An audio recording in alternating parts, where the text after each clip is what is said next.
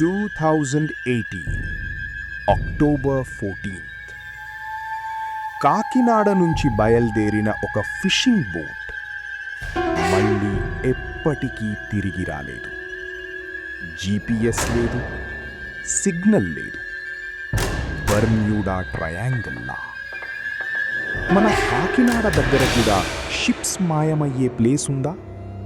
బర్మ్యూడా triangle గురించి మనం చాలా విన్నాం, కానీ లాస్ట్ 20 ఇయర్స్లో మన కాకినాడకి 40 నాటికల్ మైల్స్ దూరంలో 7 బోట్స్ ఫిషర్మ్యాన్ చెప్పిన మాట వింటే మీకు నిద్ర పట్టదు.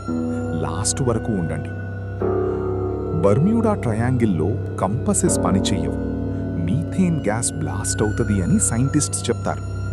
ఇప్పుడు మన కాకినాడ డీప్ అనే ఈ మినీ ట్రయాంగిల్ చూడండి. ఫిషర్మ్యాన్ దానిని పోలికేతు మూల అంటారు.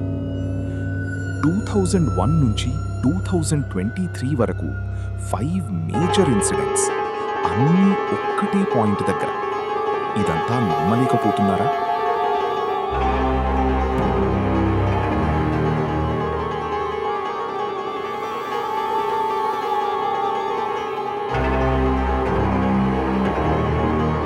కానీ దేనికన్నా ముందు సైన్స్ ఏం చెప్తుందో విందాం. ఆంధ్ర యూనివర్సిటీ 2019 రిపోర్ట్ ప్రకారం కాకినాడ సీబెడ్ కింద మీథేన్ హైడ్రేట్ చాలా ఎక్కువ. ఒక్కసారి పెద్ద గ్యాస్ బబుల్ బ్లాస్ట్ అయితే నీటి డెన్సిటీ పోయి షిప్ ఇంక్ చెప్పకుండా 30 సెకండ్స్లో మునుగుతుంది. SOS కూడా పంపలేము. రెండో రీజన్, కాకినాడ దగ్గర చార్నెకైట్ రాక్స్ వల్ల మ్యాగ్నెటిక్ అనామలీ ఉంది. ONGC వెసల్ లాగ్లో క్లియర్గా రాశారు. కంపస్ 8 మినిట్స్ పనిచేయలేదు. అవి కూడా ఈ పోలికేతు మూలలోనే. సైన్స్ ఓకే, కానీ 2018లో ఒక ఫిషర్మెన్ కళ్ళతో చూసింది. అది సైన్స్తో చెప్పలేము.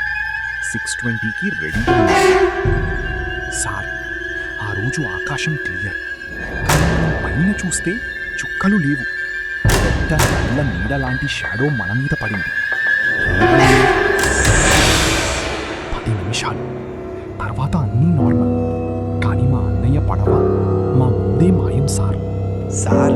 కోస్ట్ గార్డ్ వాళ్ళు రాత్రిపూట అక్కడ లైట్స్ లేకుండా తిప్పలు తిప్పుతారు. మేం చూసాం. అది చెప్పాలని లేదు. అసలు అక్కడ ఏం జరుగుతోంది? టెస్టింగా, లేదా ఏదైనా దాచిపెట్టాలని చూస్తున్నారా? బర్మ్యూడా ట్రయాంగిల్లో 100% ప్రూఫ్ లేదు, కానీ 7 incidents, compass glitch, methane gas, RTI, fisherman stories అన్నీ కలిపితే ఒక ప్రశ్న వస్తుంది.